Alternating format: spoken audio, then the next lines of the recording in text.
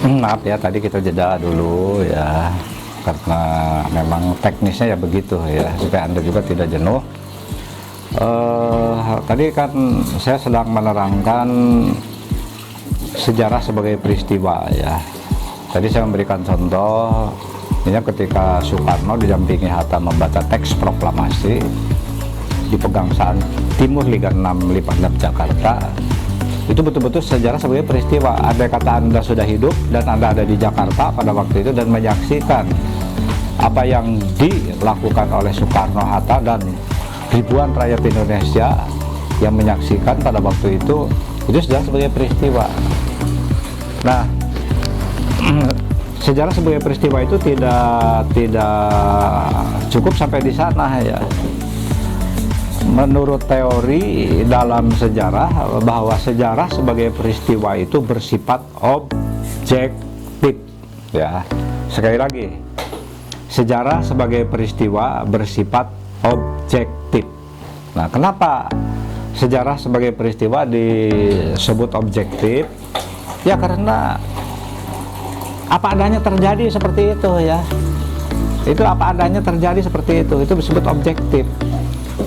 Jadi artinya belum ada rekayasa apa-apa terhadap peristiwa sejarah tersebut oleh sejarawan misalnya atau oleh para pengkisah.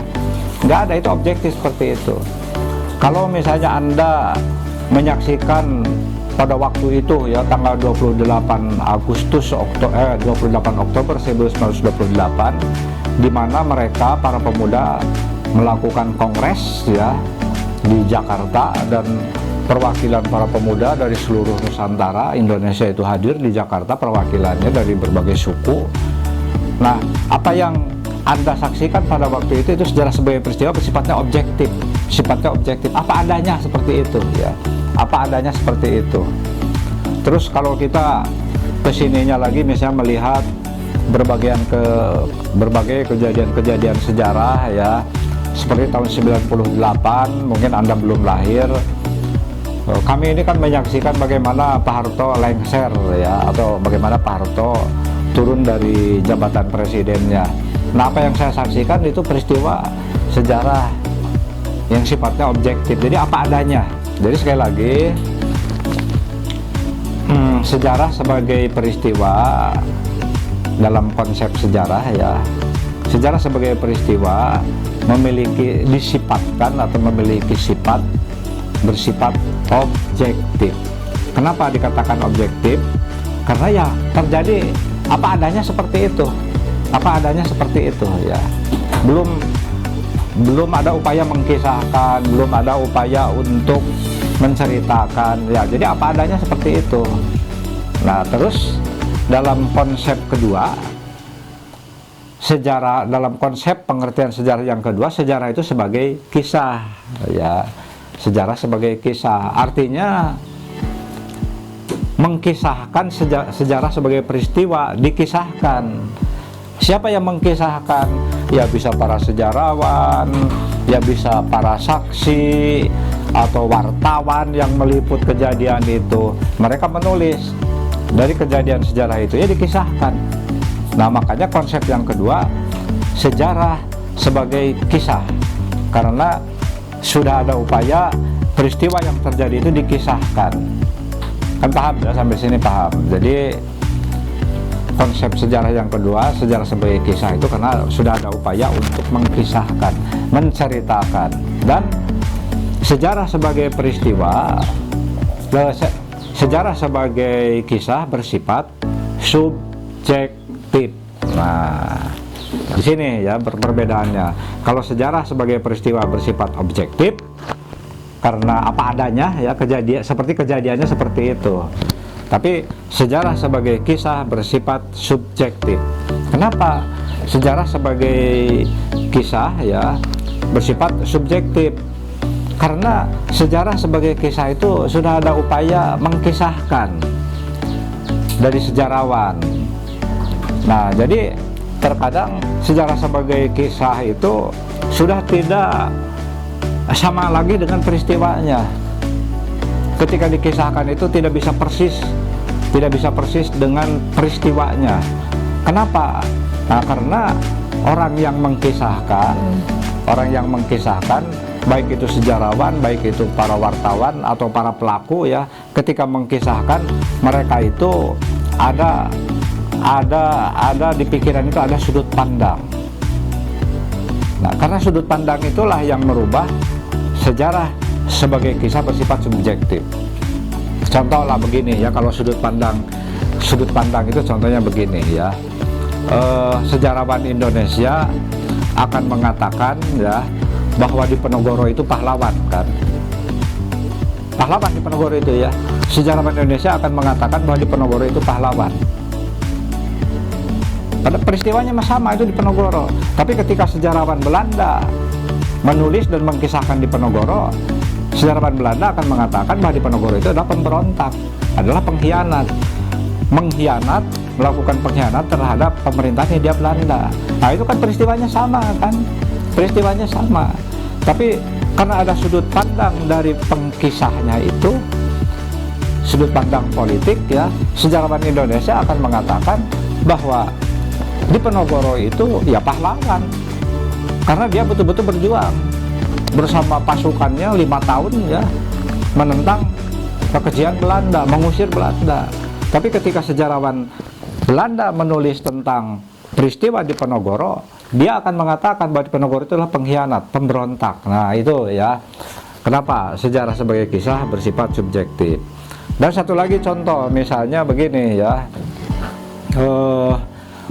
pada saat pembuatan teks proklamasi ya, itu kan teks proklamasi itu ditulis di rumahnya Laksamana Maeda. Laksamana Maeda itu berarti seorang jenderal angkatan laut, tapi menyediakan rumahnya untuk para pemuda, untuk Soekarno, Hatta ya, terus yang lainnya begitu, untuk merumuskan teks proklamasi. Nah, ketika kita menulis peristiwa penulisan teks proklamasi, sejarawan-sejarawan Indonesia itu akan mengatakan bahwa Laksamana Maeda itu ya orang yang sangat antusias terhadap perjuangan rakyat Indonesia. Bahkan kita akan mengatakan bahwa dia itu orang yang sangat membantu perjuangan rakyat Indonesia karena menyediakan rumahnya begitu ya. Tapi ya, ketika Maeda ditulis oleh sejarawan-sejarawan Jepang, mereka orang Jepang itu akan mengatakan bahwa Maeda itu pengkhianat karena mengkhianati pemerintahan Jepang ya, atau mengkhianati kekaisaran Jepang. Nah, jadi paham kan kenapa sejarah sebagai kisah bersifat subjektif? Karena ketika sejarawan menulis peristiwa sejarah itu sudah terkait ada emosional sudut pandang. Ya seperti dua kejadian tadi ditulis oleh sejarawan itu karena ditulis dari dua sudut pandang yang berbeda, sudut pandang politik yang berbeda begitu. Kalau Belanda ya dari sudut pandang politik dia mengatakan Diponegoro ya pemberontak. Dari sudut pandang kita Indonesia, sudut pandang politik kita sebagai orang Indonesia akan mengatakan bahwa Diponegoro itu pahlawan. Nah, ini sudah jelas kan contohnya ya seperti itu. Nah, jadi ini sangat mendasar sekali ya oleh Anda, harus dipahami betul kenapa sejarah sebagai kisah bersifat subjektif. Karena yang membuat subjektif itu karena sudut pandang yang berbeda-beda dari si penulis. Apa yang mempengaruhi sudut pandang si penulis itu? Mungkin karena sudut pandang politik yang berbeda, sudut pandang kesukuan yang berbeda, sudut pandang agama yang berbeda ya. Contoh begini ya, sudut pandang agama yang berbeda. Mungkin karena saya ini seorang yang kuat beragama begitu ya, bahkan misalnya saya ini orang pesantren ya, akan mengatakan bahwa Kartosuwiryo itu dia pahlawan. Nah begitu ya, kalau dari sudut pandang saya sebagai sejarawan yang betul-betul Islami. Tapi bagi mereka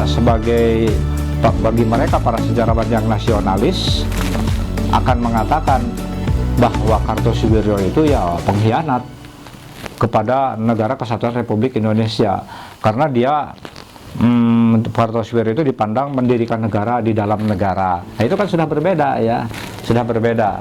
Nah, tapi walau bagaimanapun ya, pemberontakan atau gerakan DITI itu sudah diberi amnesti ya pada itu oleh Presiden Soekarno, jadi tidak perlu diperdebatkan lagi ya, tidak perlu diperdebatkan lagi. Nah, mungkin Anda sudah memiliki pencerahan ya sampai di sana. Dan yang ketiga itu adalah sejarah itu secara konsep sejarah sebagai ilmu. Nah, kalau sejarah sebagai ilmu itu bersifat objektif ilmiah. Nah, sejarah sebagai ilmu bersifat objektif ilmiah. Kenapa dikatakan objektif ilmiah? Ketika kita meneliti satu peristiwa dengan menggunakan metode penelitian sejarah, ditunjang oleh berbagai sumber, bahkan bila perlu kita mewawancarai para tokoh. Nah, jadi ketika kita menulis ya secara ilmiah, berarti itu sejarah yang ditulis oleh kita bersifat objektif ilmiah, sekalipun ya mungkin di sana sini ada unsur subjektifnya, karena si sejarawan itu tidak bisa mengerem begitu ya, tidak bisa menahan emosional sudut pandangnya itu. Tapi kita katakan saja secara teoretik ya, kalau sejarah sebagai ilmu bersifat objektif ilmiah, sekalipun di dalamnya pasti di dalam sejarah sebagai ilmu itu tetap ada sedikit subjektivisme dari penulisnya, karena subjektivisme itu lahir dari sudut pandang dari si sejarawan itu sendiri ya. Nah, jadi tugas Anda sekarang dari saya, coba ini berulang-ulang, nanti videonya di setel ya, ditayang, didengarkan oleh Anda, dan Anda itu nanti mencari sumber ya, mencari sumber yang terkait dengan pengertian sejarah. Nah, nanti ketika Anda mencari sumber-sumber di lapangan begitu ya, bisa ke perpustakaan atau bisa membuka di Google ya. Nah, nanti perdalam lagi oleh Anda apa yang saya sampaikan ini kan. Kita perkuliahan ini sifat daring ya, jadi setelah saya menjelaskan tadi mengenai 3 konsepsi sejarah ya, sejarah sebagai peristiwa, sejarah sebagai kisah, dan sejarah sebagai ilmu. Nah, setelah materi saya sampaikan sampai ke sana ya, saya akan mengutip beberapa pendapat para ahli mengenai pengertian sejarah. Kalau tadi dari saya, sejarah itu kan peristiwa masa lampau umat manusia ya, itu sejarah. Nah, saya akan mengambil ini pendapat dari Bapak Profesor Ruslan Abdul Ghani ya, dalam bukunya Penggunaan Ilmu Sejarah. Wah, ini udah buku lawas ya, buku lama ya. Ruslan Abdul Ghani memandang bahwa ilmu sejarah ibarat penglihatan 3 dimensi. Nah, camkan ya, menurut Ruslan Abdul Ghani, atau dia memandang bahwa ilmu sejarah ibarat penglihatan 3 dimensi, yaitu pertama penglihatan ke masa silam, ke belakang ya, kedua di masa sekarang, masa kini, dan kemudian ke masa depan. Nah, jadi yang 3 dimensi dalam sejarah itu belakang, sekarang, depan. Terus dia mengatakan selanjutnya ya, Ruslan Abdul Ghani menjelaskan bahwa pendapat di atas mengandung pengertian bahwa dalam menyelidiki masa silam itu kita tidak dapat melepaskan diri pada kenyataan kejadian masa sekarang yang sedang kita alami bersama, dan sedikit banyaknya juga kita tidak melepaskan diri dari perspektif kita ke masa depan. Nah, jadi ketika kita mempelajari sejarah itu, mempelajari masa lampau, kita tidak bisa meninggalkan masa sekarang ya, sebab masa sekarang itu ada kaitannya dengan masa lampau, dan kita menatap ke masa depan. Nah, itu dari Ruslan Abdul Ghani. Lain halnya, ini pendapat dari seorang filsuf ya, seorang ahli sejarah dari Yunani. Dia namanya itu Cicero ya, Cicero. Kalau ditulis itu Cicero ya.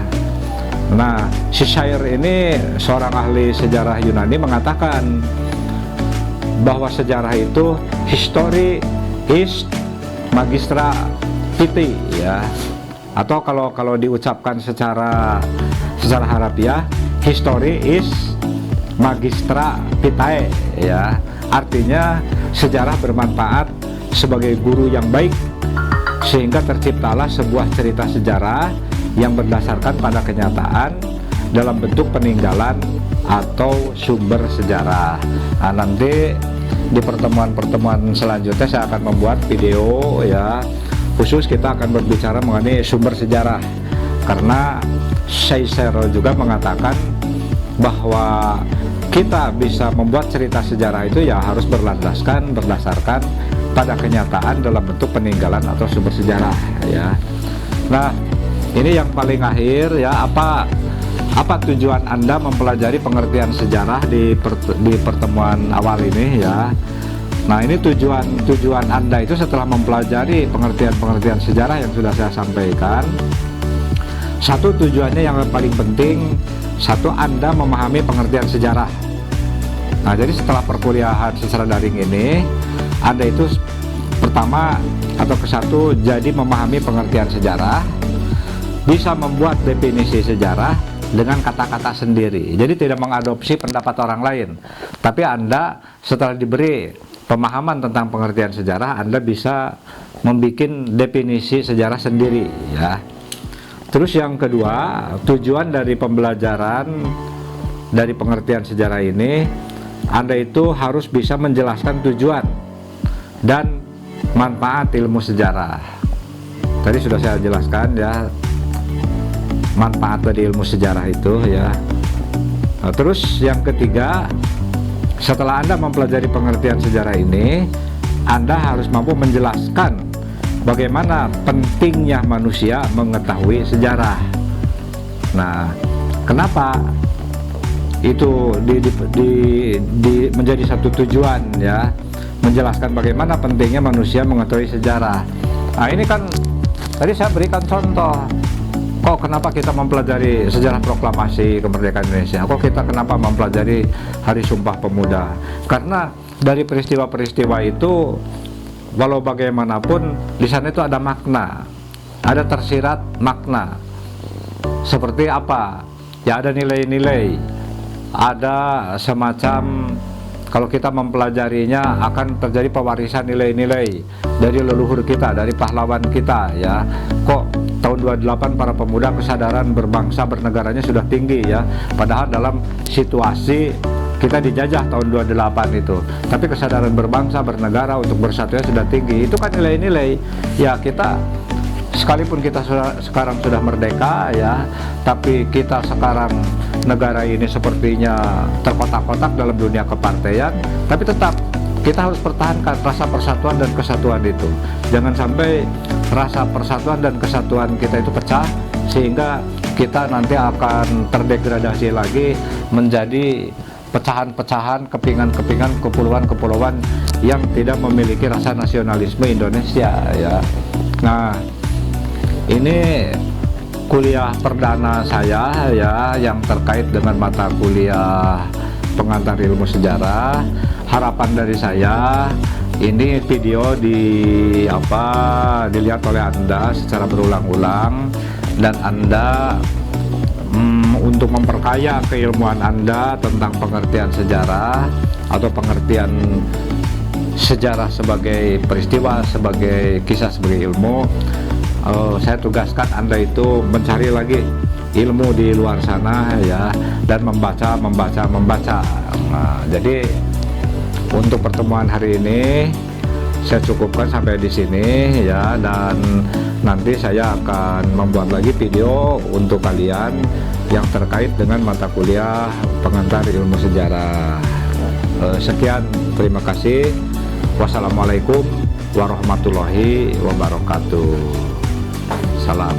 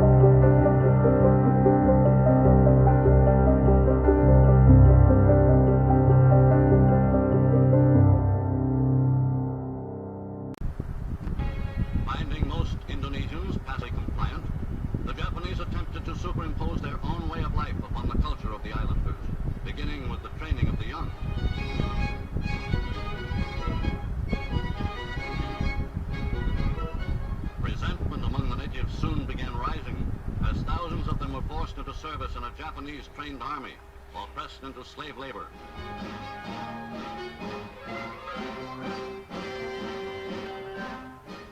When the Indonesians found themselves being treated like conquered enemies, when Japanese seizure of their rice crops brought them to destitution and starvation, resentment rose to bitter hatred. In 1945, final defeat came to the Japanese. 3 days after the war's end, a committee of national leaders proclaimed the independence of the Republic of Indonesia, with Sukarno as president. Thus, on their own initiative, seizing the freedom promised 3 years earlier by the Dutch.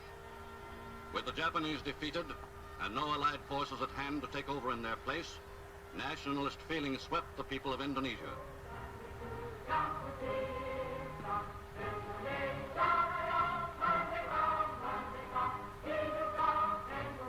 The Indonesian Republic was 6 weeks old before the first Allied forces returned to the Indies, and some 2,000 British troops, with a contingent of Dutch, landed at Batavia. But by that time, the nationalist government had grasped the opportunity to entrench itself in Java and Sumatra, and Republican extremists had fanned into flame the spirit of nationalism. Within a short time, the British, later relieved by Dutch forces, found themselves involved in fierce guerrilla warfare with desperate and determined nationalists. The fullest fury of the Indonesians was directed against their old rulers, the Dutch, many of whom returned from concentration camps to find themselves facing new ordeals.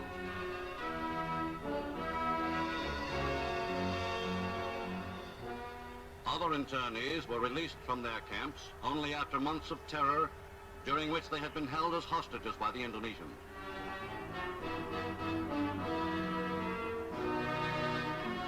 Over a year and a half of fighting elapsed before the signing of the Linggadjati Agreement interrupted hostilities. Negotiated by such able and fair-minded men as Premier Syahrir of Indonesia and Acting Governor Van Mook of the Indies, the agreement provided for the establishment by 1949 of Indonesia, Borneo, and East Indonesia as separate republics, comprising the United States of Indonesia, to be co-equal partners in union with the Netherlands. The separate republics of Borneo and East Indonesia were largely creations of the Dutch government, which had encouraged their political independence with the understanding that they would remain under the crown in the proposed Netherlands-Indonesian Union. This political division of territory still left the Dutch with considerable influence over large areas of the Indies. In the Republic of Indonesia, Dutch troops stood fast on the lines of demarcation fixed by the Linggadjati Agreement.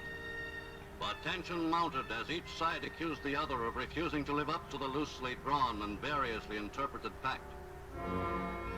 Claiming complete failure of the Republicans to meet their obligations, the Dutch moved out from their agreed positions into Indonesian territory. And launched a large-scale offensive.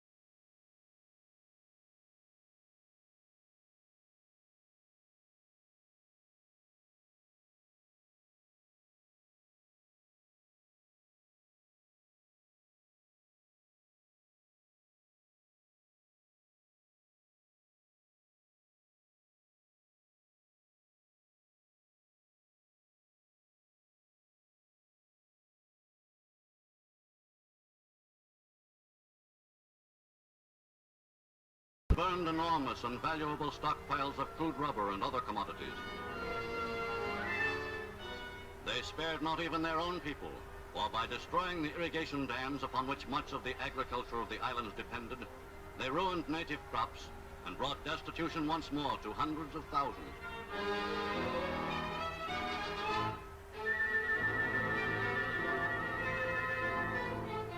With bitter warfare deepening the hatred between Indonesians and Dutch, and making any rational settlement of their differences less and less likely, The first move to end the impasse came from outside.